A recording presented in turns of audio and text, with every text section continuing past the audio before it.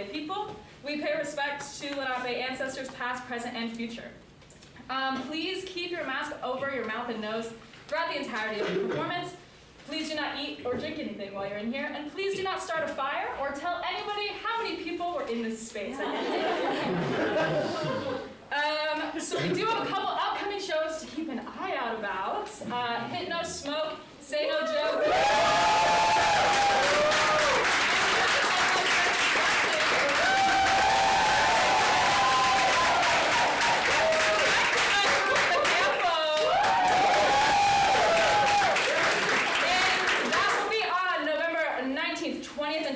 Down here in Basement, so keep an eye out.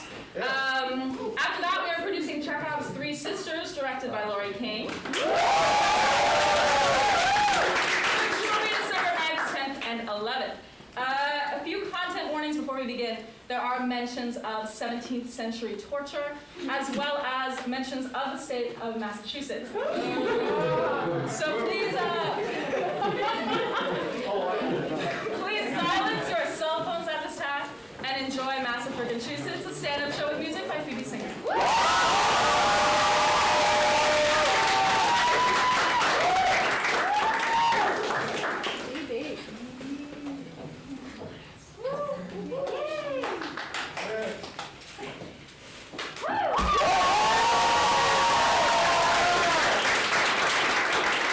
I don't want to die in Massachusetts. Ideally, it's not how I'd like to go, but if I end up dying in Massachusetts, here's some things I need you to know. I don't like the Red Sox, I don't like the Celtics. If you do, that's fine, but please get off of my dick. I'm allowed to know the things you do. And though I'm not really qualified, I've lived here my whole life, and you hardly have a choice. So let me be your guide to Massachusetts. Massachusetts, Massachusetts.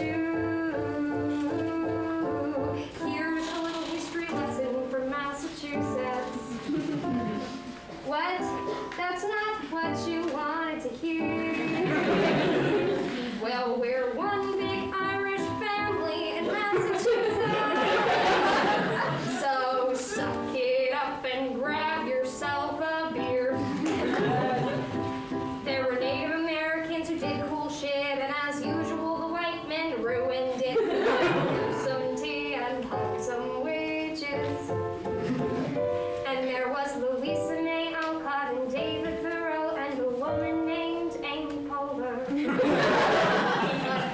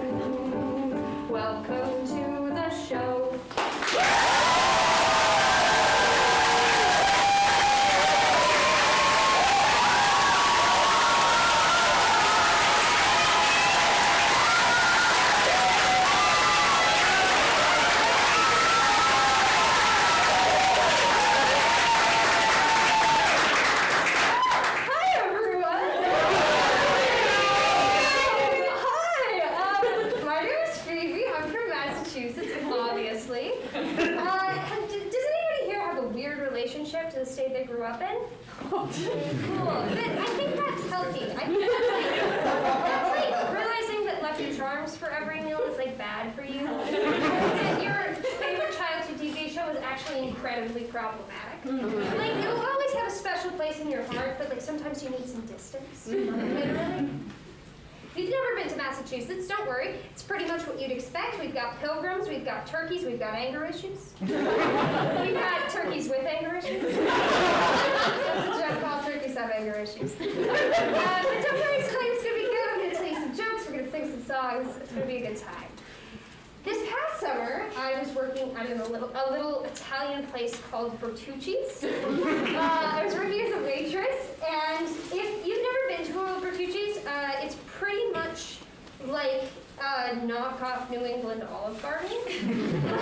You get free bread rolls before the meal. You could buy an overpriced salad, that sort of thing. And I didn't really know what I was getting into with this job, and I should have.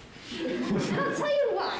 I went into the interview and I told the guy who was interviewing me that I had worked customer service before, and he just grunted and said, "Tell me a horror story." That's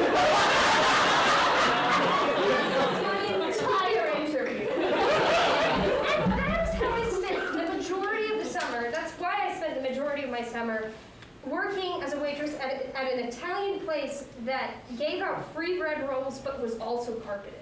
Why was it carpeted? Because it was hell? That's my best guess. I don't know who made that design choice, but I can tell you that they're a fucking sadist who's never worked customer service.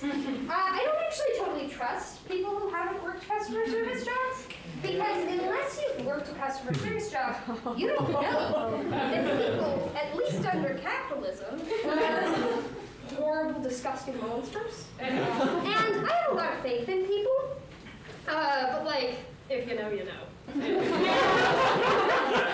out there and you're like, that's not true, people are good, you haven't worked a service job. Because, like, it's so crazy. You're also probably the sort of person who, like, during icebreakers, is like, I want to be invisible. And then people ask you later why, and you're like, I don't know. You want to be invisible right now? Put on a customer service uniform. You will disappear like that. It is like being a ghost, but worse. It's only the worst people see you. I swear, as soon as you put on a customer service uniform, whether it's a Bertucci's outfit or a Walmart vest, it is like you become a whole different realm of person. One that to most people is not a person. It's like you're a cardboard cutout of yourself. And it makes sense, right? Because when you go to the county fair, you're not thinking about how Kendra in the corn dog stand has a bobbing social life and 2 kids. No, she's just a corn dog woman. But what if I told you that every service worker has a life that's as complicated and rich as yours is? Maybe not literally rich. I bought a bottle of wine for the table, but rich. And also, nobody wants to be here. Nobody growing up is like, you know what I want to do? I want to clean up cold pasta for minimum wage. So please get off your high horse. When you work food service, I had never worked food service before this job. When you work food service, you learn very quickly that life is full of contradictions. For example, I believe in capital punishment. I don't think that anybody in this country should be put to death for crimes they committed. However, I think that if you go to a restaurant wearing flip-flops, and as soon as you're seated at your booth, you proceed to take your feet out of the and sits cross-legged, barefoot on the booth where everyone sits, I think you should be killed.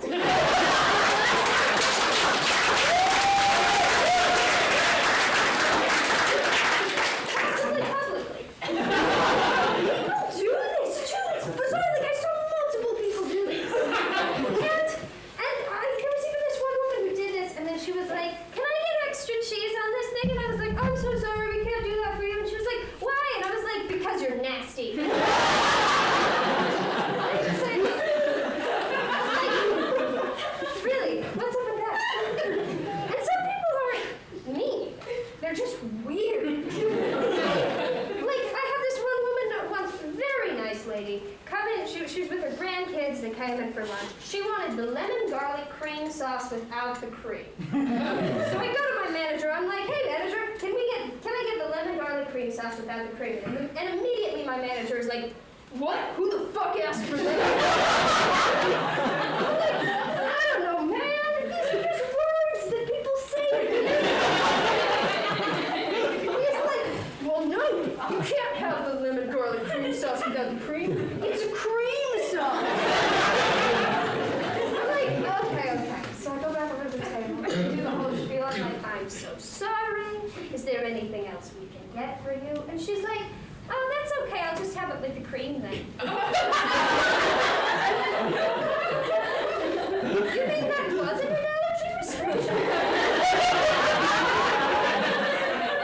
What? Why did you ask? For fun? And we were a family restaurant, so we got a lot of kids. And some kids were wonderful. Oh my gosh, there was this one kid once. He was like 8 years old. He called me over and he was like, excuse me, when you get a minute, could we please have some more rolls, please? I was like, that's precious. And then he said these words. He was the most beautiful words I'll never forget. He said, take your time, you seem busy.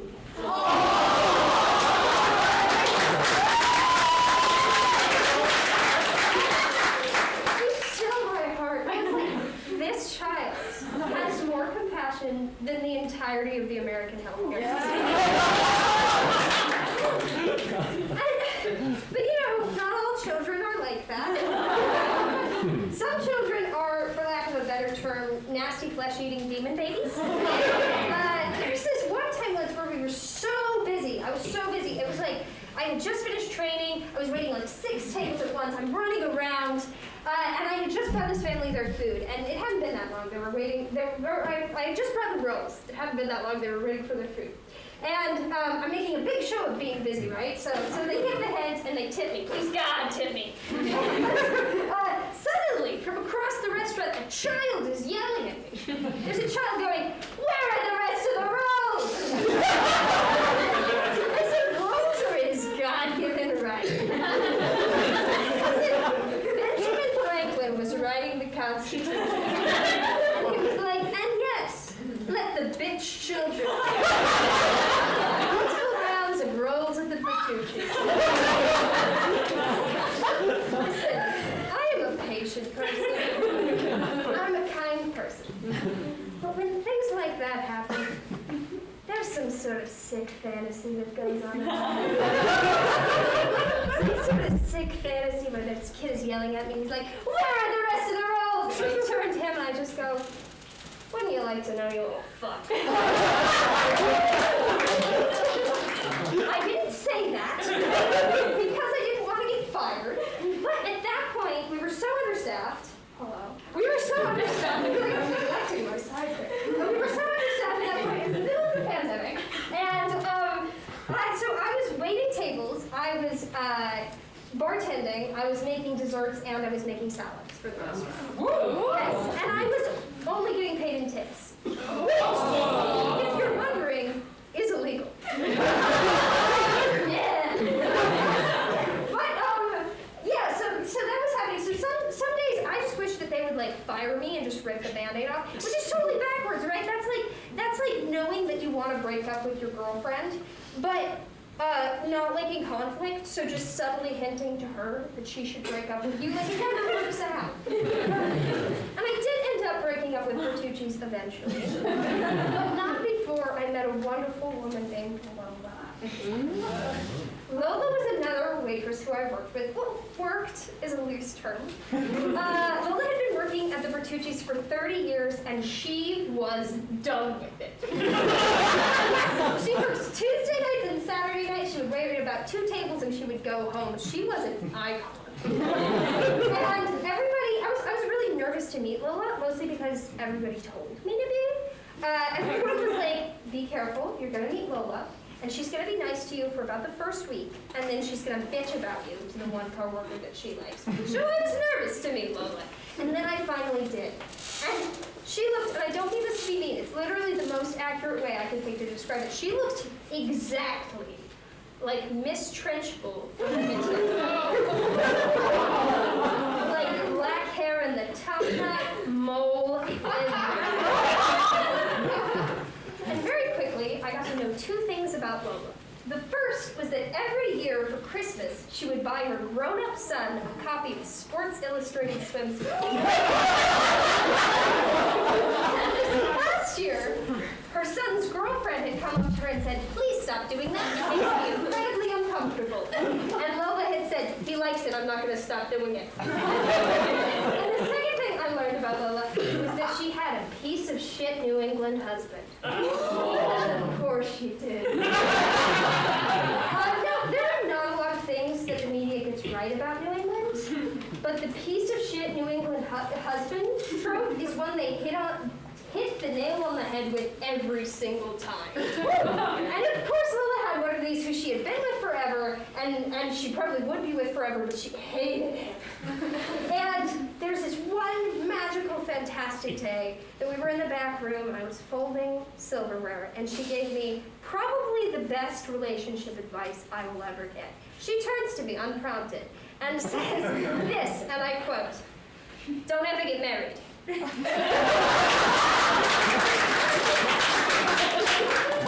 Unless he's fucking rich. And has 1 foot in the grave.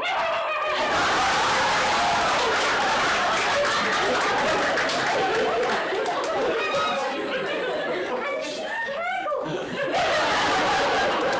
I shit you not, she cackled. It was like the best thing that has ever happened to me. I was gonna quit, but I was like, shit. I did end up quitting.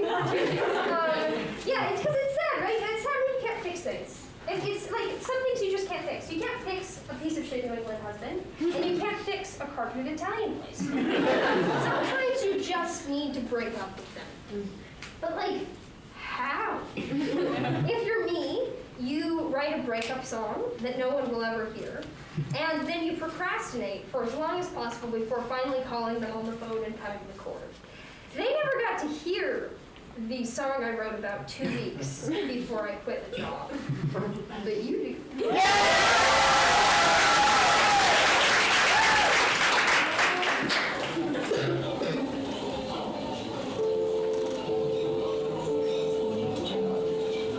Hi, welcome to Bertucci's. What can I get for you? Bertucci's is a place that you can go when your friends are feeling hangry and your blood sugar is low, and I'll be there working my shift, but don't get too excited because I think I'm gonna quit, and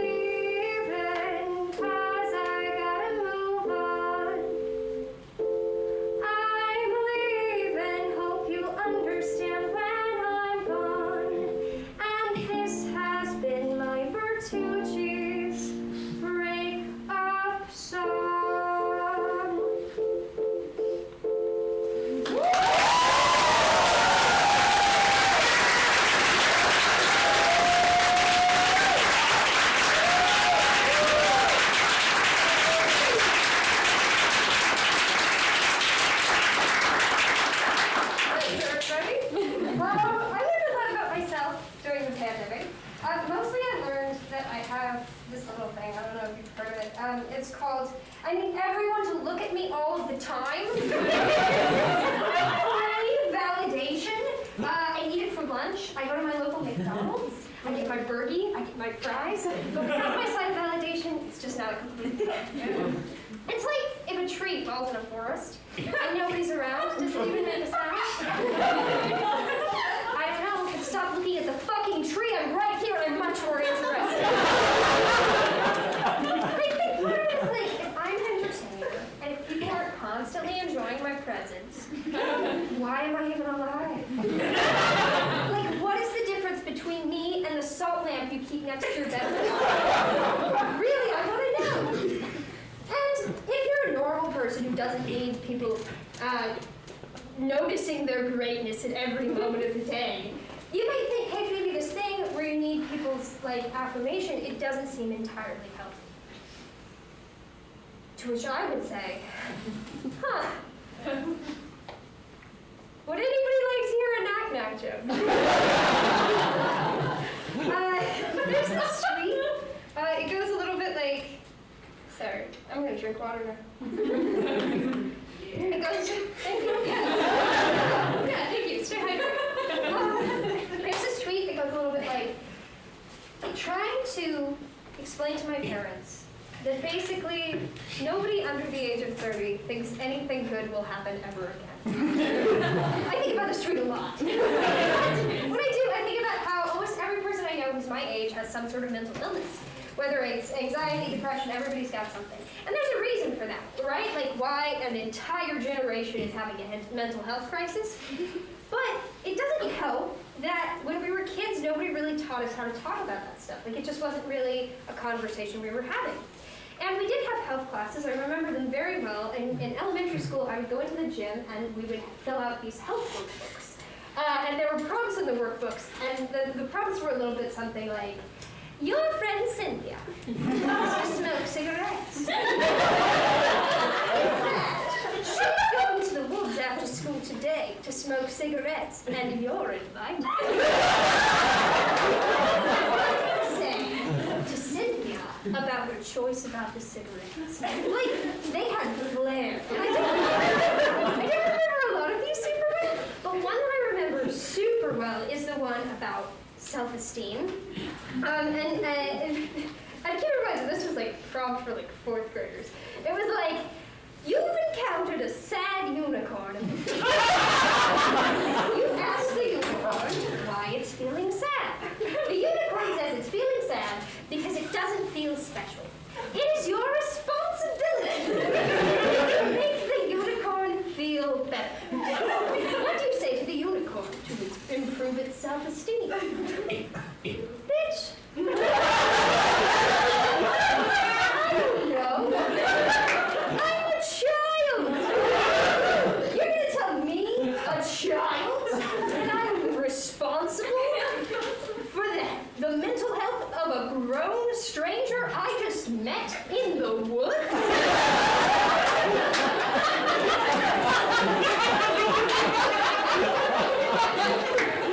Pardon me, but I don't think I owe this unicorn man anything.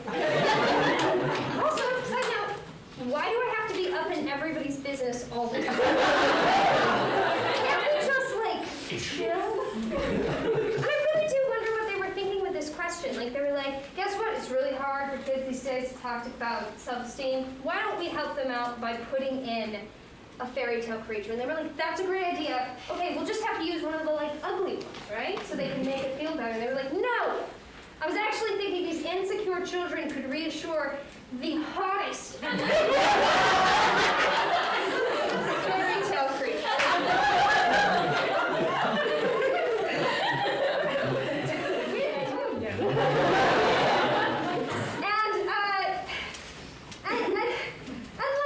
I want these children to succeed. I really do. But I kind of wish that they didn't have to do it in front of me. Because I feel like I work so hard to make something new and creative that, like, people are going to enjoy. And then I go online and there's just, like, some child who happened to yodel. At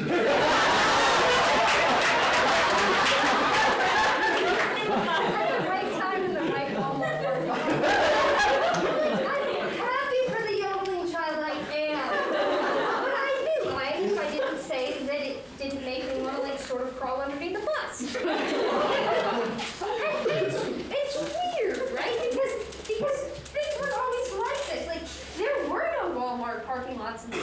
1800s. And yodeling, I'm pretty sure, wasn't even allowed. But things change. Things change all the time. And so I think it's time to read a children's book.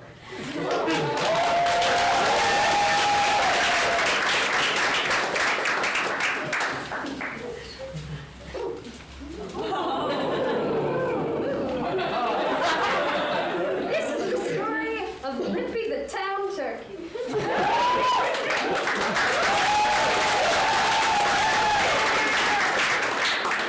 This is the title page. Once upon a time, there was a turkey named Limpy. Limpy was a wild turkey who roamed in the Massachusetts. Until one day, when Limpy was hit by a car. Limpy survived the car crash, but was left with a permanent limp. And because of his identifiable trait, he became a town celebrity overnight.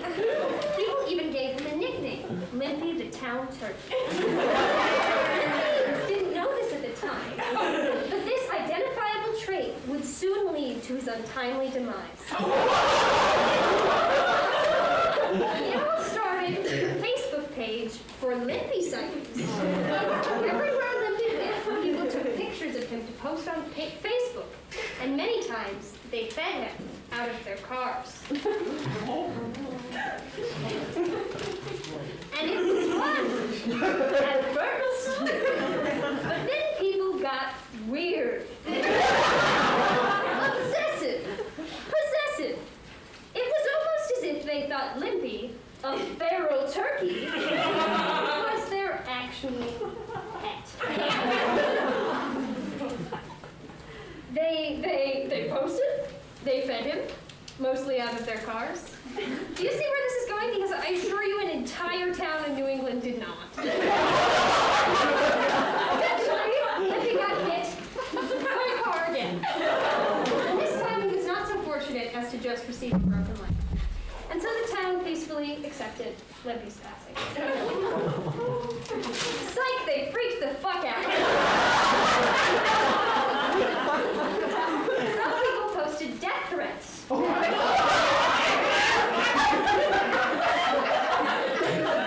not joking, this is all made up. Many posted how much he had meant to them.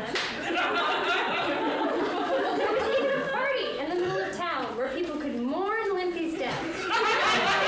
T-shirts, bumper stickers, coasters, and magnets. And get wasted. The goal of the fundraiser was to erect a turkey statue in the middle of town.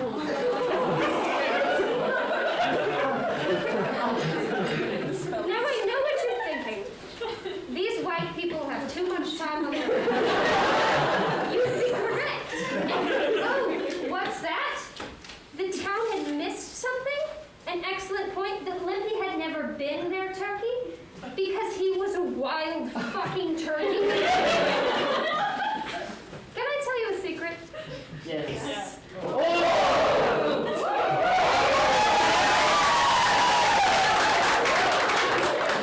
The people who mourned Limpy were the very ones who killed him. Killed him by feeding him out of their cars, desensitizing him to cars. There was turkey blood on their hands. People will go to great lengths to relieve themselves of guilt, and so they made themselves the victims, crying and mourning the death of the turkey until the next week, which just so happened to be Thanksgiving. And that is how I know the witch trials could happen again.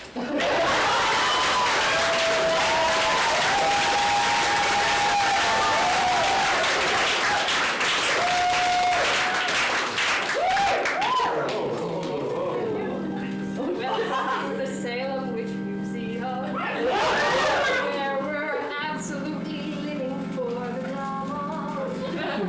Welcome to the Salem Witch Museum. We're gonna show you one hell of a diorama.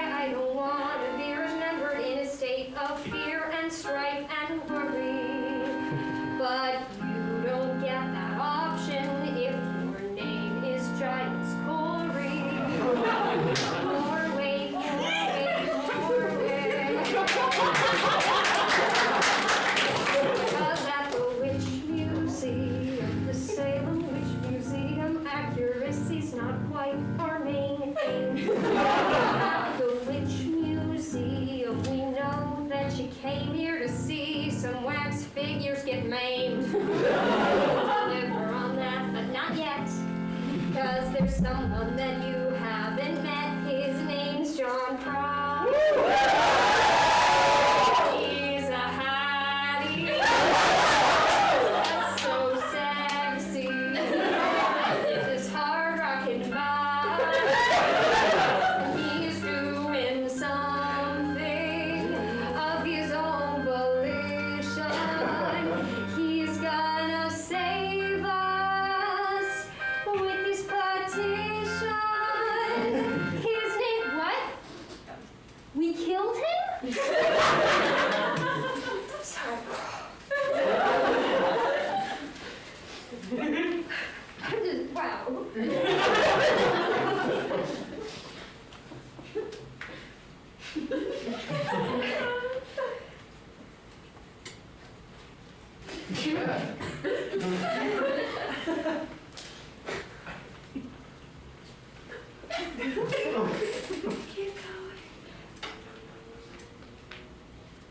Was John Proctor really that hot then? Did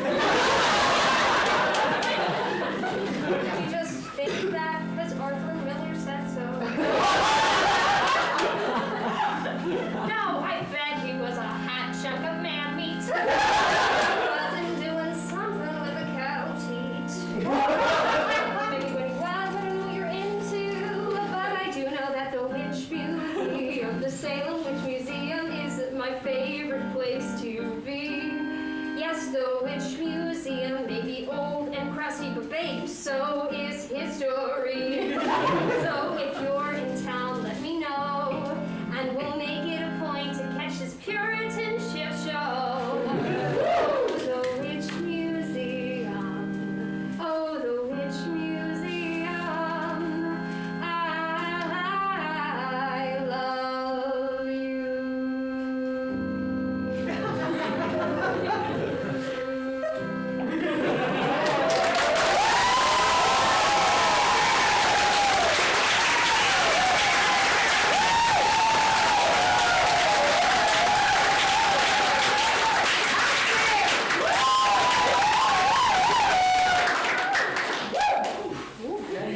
My town is the sort of place where, unless you've been there for 3 generations, you're new. You have to leave, even if you weren't really a local to begin with. You've disgraced the town in some horrible way. You've essentially spilled the dunks on the sidewalk. You're a disgrace. Because it's expected that you stick around. You go to college someplace local, marry a nice boy from high school, because those exist. Raise your kids here. They'll have the same band teacher you did, and that shouldn't freak you out at all. That thing you did in 7th grade, that's going to be relevant forever. And trust me, it's not the thing you're proud of. And even if you do accomplish great things and you move away from Massachusetts, unless your success is Massachusetts-based, you will be forgotten. I know this is an absolute fact. You know why? Because you know who's from Massachusetts? Bo Burnham. You're never going to see him in a Dunkin' Donuts ad. The only reason I actually know that Bo Burnham is from Massachusetts is because we used to go to the same dentist. Which means, by proxy, that I have had the same fingers in my mouth. The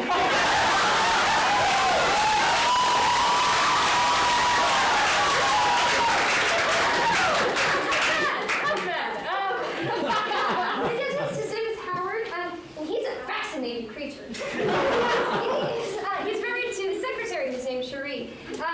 And I feel okay making fun of Howard because Howard has money. I know this because I was talking to him about the pandemic, and I was like, Howard, I don't really know. I don't call him Howard. I was like, I don't really know what I'm doing with my life. I'm taking a year off from school, and I just feel kind of stuck. And he was like, I totally get it. I can't go to my house in Hawaii or Paris. I'm stuck too. And I was like, okay, your ideas of stuck are a little bit different. But I didn't say that because sometimes you got fingers in your mouth.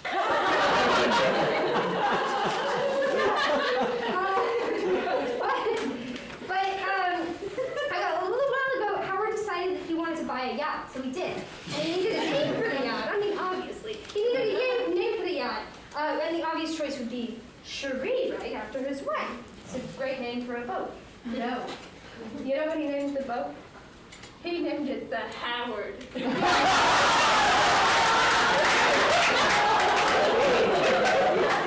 that probably the best thing you've ever done? It gets better because the yacht has a dinghy, and the dinghy is named Cherie.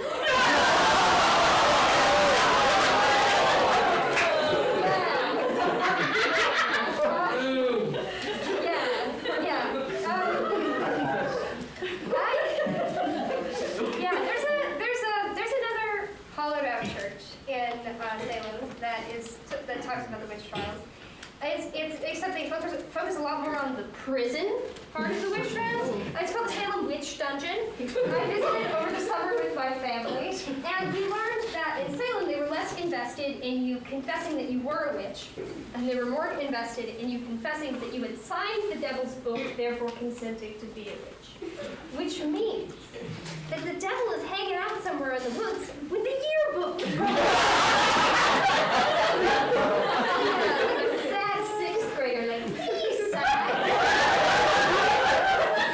How does that work? Like, the devil doesn't have pockets. What happens if you say yes? He pulls a pen out of his ass? But it's exciting. Anyway, we get to this part of the tour where our tour guide is telling us about all these terrible things they did to people to make them confess that they were witches. And even the people who weren't tortured were stuck in these tiny little filthy cells with rats and sewage water. It sounds awful. And they were stuck in the sewage water cells. And at this point, but if you just confessed, you could leave. And the more I learn about Puritan society, the more I think that they just didn't think things through, because obviously this is not a completely foolproof plan. And at this point, she turns to this person on our tour, and this woman was fully decked out like a tourist. She was suburban as can be. She wasn't wearing a Pandora bracelet that said, "I drive my kids to hockey practice in a gray SUV," but she could have been. Our tour guide turns to her and is like, "So, would you confess?" And this woman is like, "No, I wouldn't confess." Bitch! Did you not read the end of 1984? Because I did. I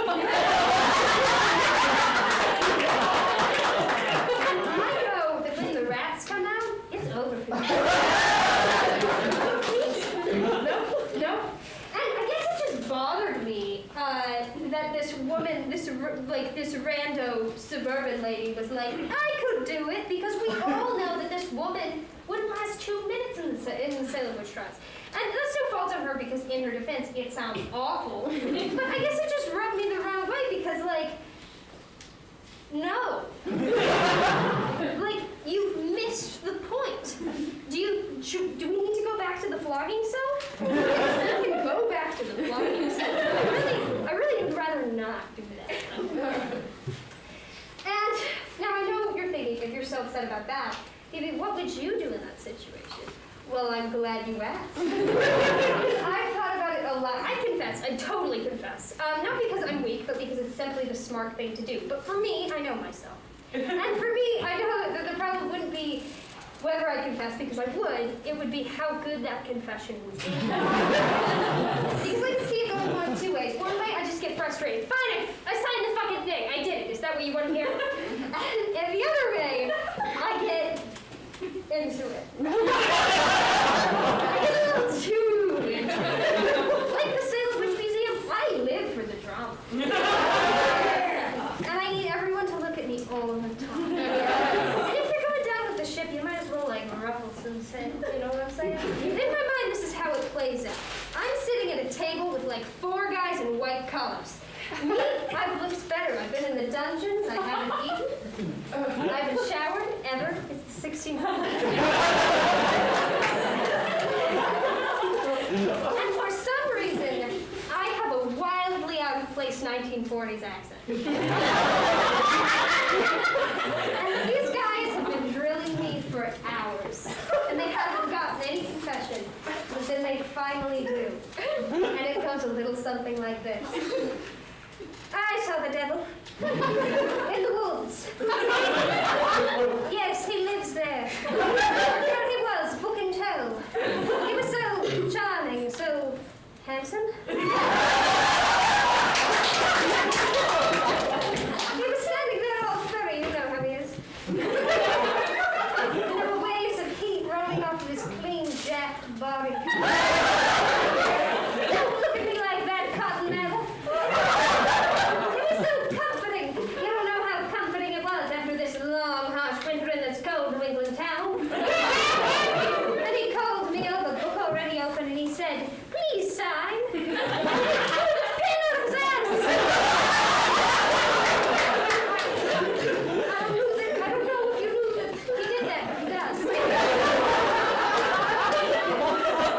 He said, "Please sign." So I did. And then he said the hardest thing. He said, "You know those collars that those priests wear?" And I said, "You mean Cotton Mather and the boys?" And he said, "Yes, Cotton Mather and the boys." And I said, "Yes, I'm familiar." He said, "Those collars turn me on."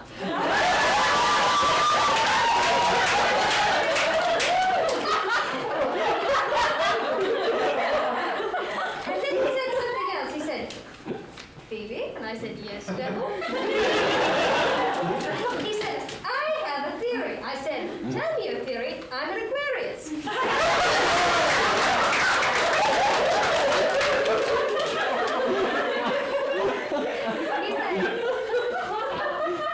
"I think that if everybody in this town just masturbated, none of this would be a problem."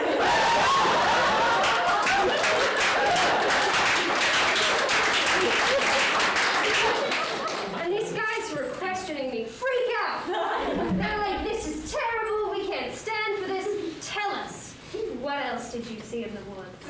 And I say, "There was nothing in the woods. At least, nothing of note. But on my way out of the woods, you know, I did see this one really self-conscious unicorn."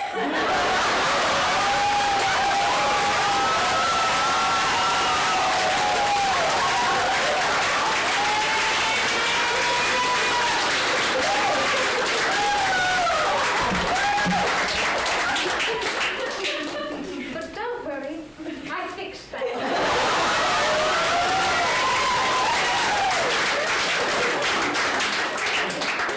So I'd be dead, regardless of whether I was guilty or not. They would kill me, for sure.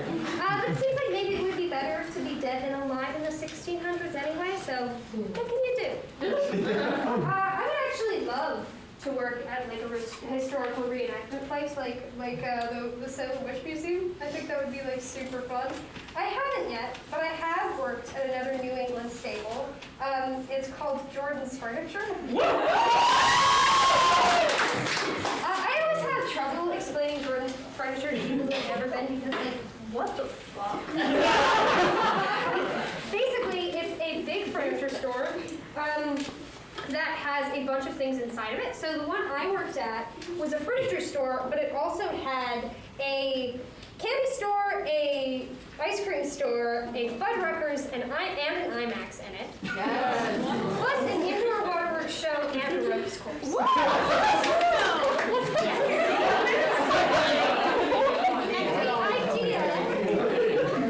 The idea is that you go in to see a movie or something, and then on the way out you see a couch you simply must have. Do not ask me how this works, but it does apparently. And each of these different stores has a different theme. So, for instance, there was one store that was Mardi Gras themed for many, many years, and the one I worked at was Beantown themed, like Boston. So yeah, that's a big difference for Boston. The entire lobby area was made out of jelly beans. And the candy store was made to look like the New England State House, but made out of jelly beans. And you could buy jelly beans inside of the candy store, and it was real jelly beans. They were like coated in resin. And so when I worked there, I worked at the IMAX, I worked as a greeter for the store, and I worked at the candy store. So I spent a lot of time when I was a teenager, standing in front of revolving doors and passing out flyers for furniture credit cards I did not understand. And let me tell you, when you work at a furniture store that is made out of jelly beans,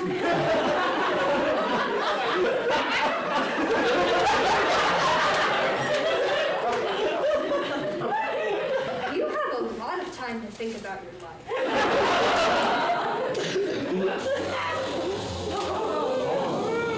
Hi, welcome to Jordan's. Hi, the waterworks show is right over there. The IMAX is in the back. Hi, welcome to Jordan's. Hi. I stand here all day long and watch people coming and going through a revolving door. That doesn't have any literary meaning. Hi, welcome to Jordan's. APR card? What is APR? I don't know. I'm like 18. I hand out flyers outside of a jelly bean store inside a furniture store. Also, who the fuck likes jelly beans? Can I help you find something? Yeah, bathrooms are right down the hallway and left of the escalator. Uh-huh. What am I doing with my life? When I worked at Jordan, I did the majority of my work at the IMAX, and I worked with this guy named Larry. Larry was probably the coolest person I've ever met. He was in his 70s, and he worked, it was like his fun job. But something I loved about Larry was that he was a true New Englander in the sense that he was not to be fucked with. He had a big old handlebar mustache and little eyeglasses, and he was very friendly to all of us who worked at the furniture store. But if you didn't know him, he would be very intimidating. He sort of had like a mysterious past. Like we had this running joke of us coworkers that Larry had a different job on the weekends burying bodies in the North End. And when Larry heard about this joke, he was like, "That's not where I buried the bodies." It's like, I buried the bodies in Southie. He was so cool. And something I loved about working with Larry was that he would not take people's shit. And there was this one day where we have a sold-out show, and this guy waltzes in like 10 minutes before the movie started. And obviously a lot of the seats are filled, he didn't get the seat he wanted. So he's throwing a hissy fit. Larry goes down there to reason with him. And he's talking to this guy, and this guy's getting heated, and this guy whips around to Larry and points at him and goes, "Fuck you!" And Larry looks this guy dead in the eye, sort of crosses his arms and leans back and goes, "Ditto."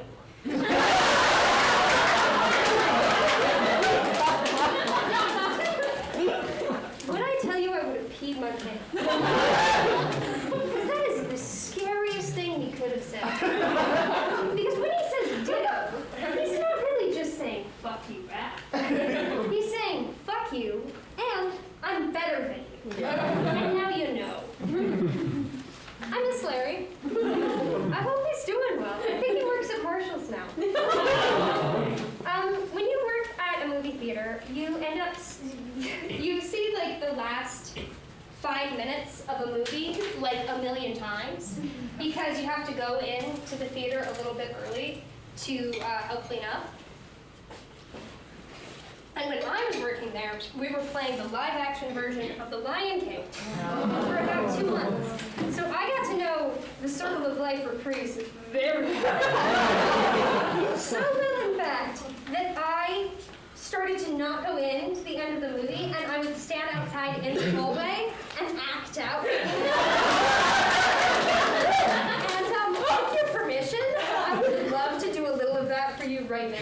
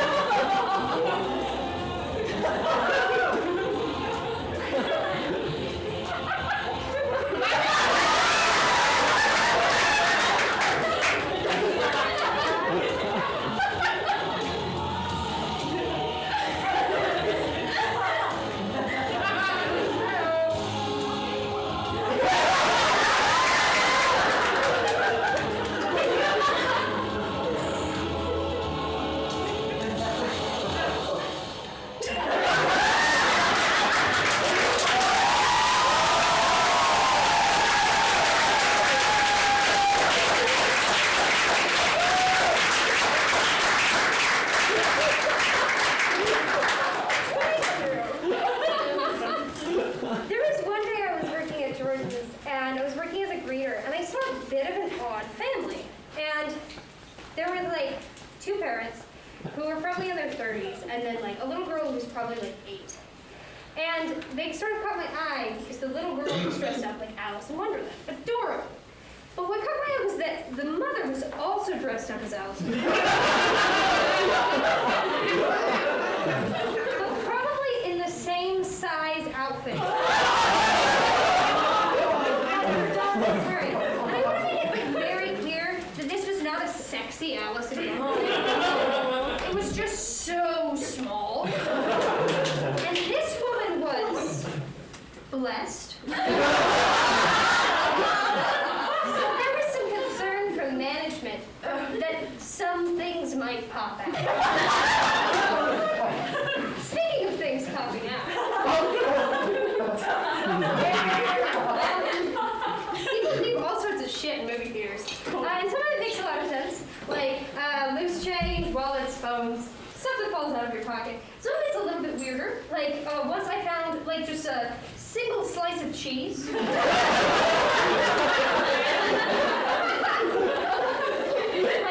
a craft sticker just like hanging out. And some of it is weird, but like bad weird. Like once, most notably, one of my coworkers found a cup that someone had used to shave their legs during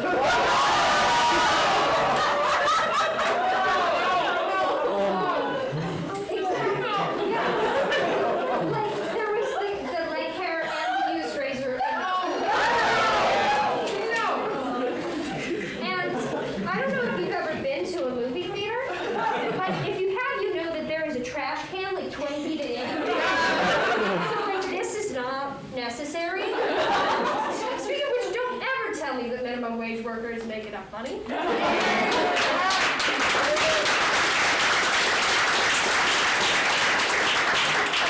got paid $12.75 an hour, and if my managers had to clean up pee or barf, they would make $18 for that hour alone. So think about that for like 2 minutes. Anyway, I'm still home in makeup.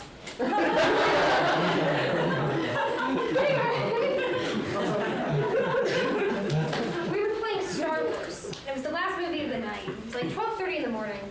We had shut the doors, we had locked them. We were going through the rows with the brooms, you know, and we found a phone. And this phone had a lot of missed texts and calls on it from a contact called Princess Booty Thing.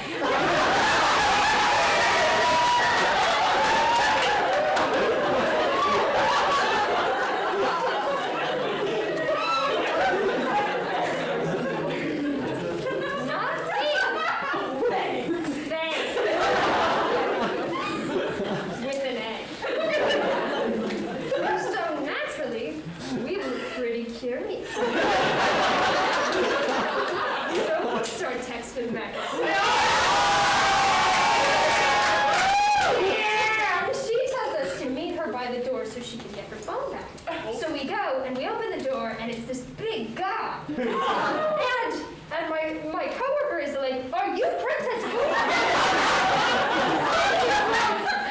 No, but my wife is. And sure enough, it is the Alice in Wonderland.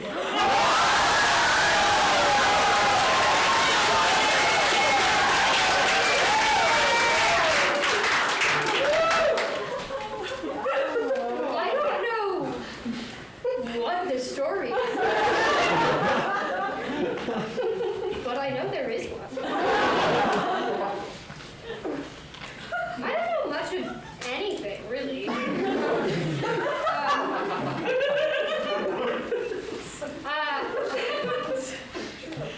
don't even, really know why I wrote this show. For the longest time, I didn't know how to finish the show. And I put it off doing it for as long as possible. I wrote the end of the show this week. I put off doing it for as long as possible because I realized that I was hoping that in the ending I could sum up a 20-year relationship with the state I grew up in. And you just can't do that. You can't. So instead of trying to tell you something I don't know, I'm just gonna tell you the things I do know.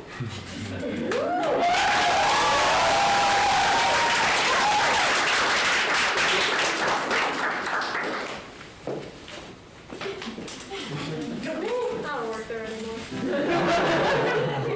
I know that I don't want to die in Massachusetts.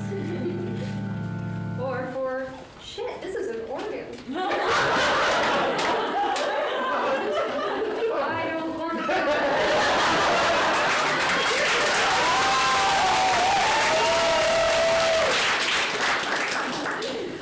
I don't want to die here. When you're wonderful in Massachusetts. Or for just one thing to be all that I am. But I'm one free-range comedian from Massachusetts.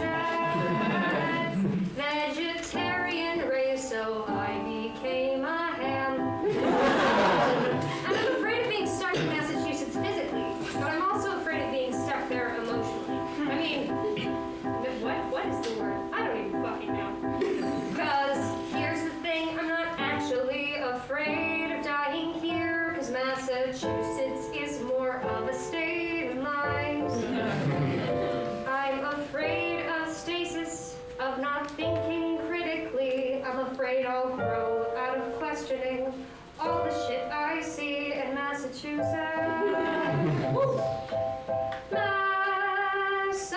Massachusetts, what is it that I want from you? I wish you'd just look at me and say, hey Phoebe, I'm proud of you. Cause I've been standing in front of revolving doors trying to get my courage up, thinking about doing comedy while cleaning movie theaters up. And now I'm passing through those revolving doors, and what if it's not enough?